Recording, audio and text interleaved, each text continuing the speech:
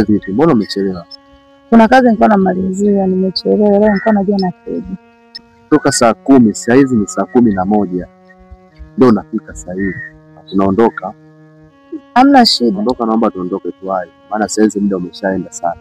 Hayo maokoto unaotaka wewe mimi nitakupatia. 30 yupo. Mimi kwa leo hiyo sana sisi. Una tena kivipi? Wakati umeniambia nini? Naongea, afu unaongea. Unaniona mimi adui yako, si ndio? Unaniona mimi adui yako, lakini mimi nakwambia ipo siku utakuja kuamini maneno yangu. Mimi nakwambia ukweli. Nitakutafuta. Sawa?